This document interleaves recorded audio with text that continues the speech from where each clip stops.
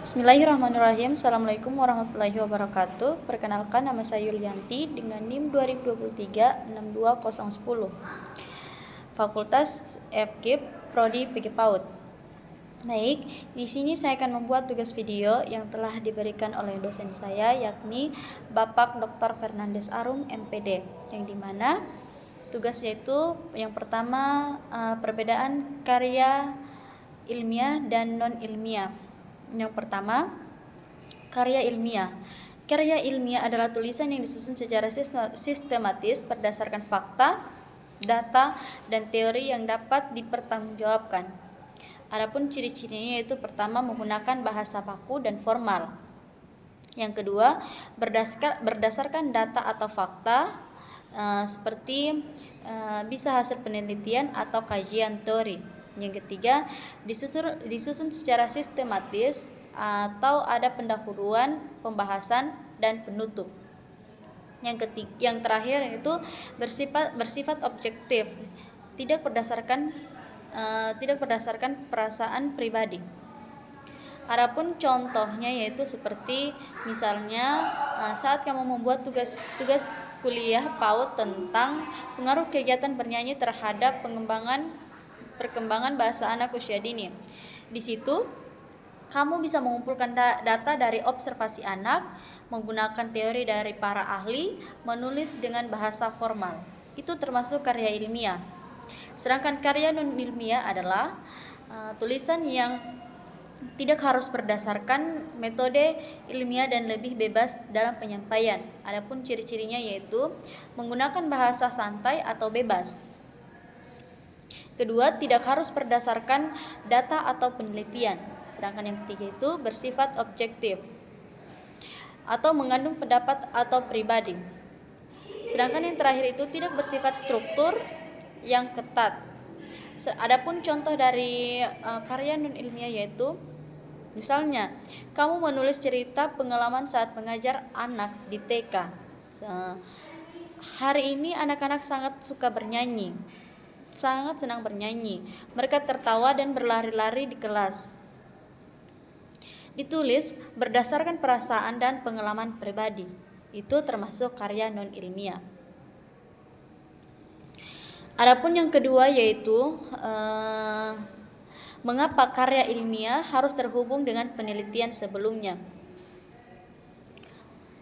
Karena karya ilmiah harus terhubung dengan penelitian sebelumnya, karena setiap penelitian tidak berdiri sendiri, melainkan merupakan bagian dari perkembangan ilmu pengetahuan yang terus berlanjut. Penelitian terdahulu berfungsi sebagai dasar atau landasan teori yang membantu penulis memahami topik yang telah dikaji secara lebih mendalam dan terarah. Dengan mempelajari hasil penelitian sebelumnya, penulis dapat mengetahui apa saja yang sudah diteliti, bagaimana metode yang digunakan, serta apa hasil yang diperoleh. Hal ini penting agar peneliti tidak mengulang penelitian yang sama, tetapi justru dapat mengembangkan atau menemukan hal baru dari penelitian tersebut. Selain itu, keterkaitan dan penelitian sebelumnya yang berfungsi untuk memperkuat hasil penelitian yang dilakukan. Jika hasil penelitian yang baru sejalan dengan penelitian terdahulu, maka hal tersebut akan meningkatkan kepercayaan terhadap hasil yang diperoleh. Sebaliknya, jika terdapat perbedaan peneliti, dapat memberikan penjelasan atau analisis yang lebih mendalam sehingga dapat memperkaya pengetahuan di bidang tersebut. Di sisi lain, penggunaan penelitian terdahulu juga merupakan untuk kejujuran ilmiah. Karya penulis mengakui dan menghargai karya orang lain, serta menghindari tindakan plagiarisme.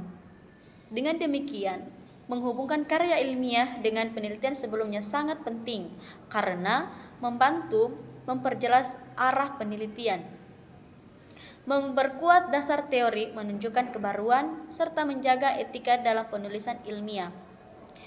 Tanpa adanya keterkaitan tersebut, karya ilmiah menjadi lemah, kurang percaya, dan cenderung hanya berupa pendapat pribadi tanpa dasar yang jelas. Adapun yang terakhir yaitu apa kontribusi yang ingin Anda berikan dalam bidang keilmuan Anda, yaitu sebagai mahasiswa di bidang pendidikan anak usia dini, kontribusi yang ingin saya berikan dalam bidang keilmuan adalah mengembangkan metode pembelajaran yang kreatif, menyenangkan, dan sesuai dengan tahap perkembangan anak.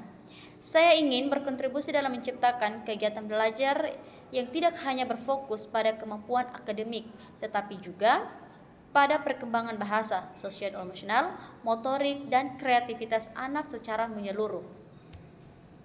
Selain itu, saya juga ingin melakukan penelitian tersederhana yang berkaitan dengan metode pembelajaran di PAUD, seperti penggunaan kegiatan bernyanyi, bermain peran, atau permainan edukatif untuk meningkatkan kemampuan bahasa anak. Hasil penelitian tersebut diharapkan dapat menjadi referensi bagi guru-guru PAUD dalam memilih metode yang efektif dan menarik bagi anak. Dengan demikian, pembelajaran di kelas menjadi lebih hidup dan anak-anak lebih efektif dalam belajar. Di sisi lain, saya ingin berkontribusi dalam meningkatkan kualitas pendidikan di lingkungan sekitar, misalnya dengan berbagai pengetahuan kepada semua guru atau calon guru tentang pentingnya pendekatan yang ramah anak dan sesuai dengan karakteristik mereka. Saya juga ingin membantu menciptakan lingkungan belajar yang aman, nyaman, dan menyenangkan agar anak dapat berkembang secara optimal. Dengan kontribusi tersebut,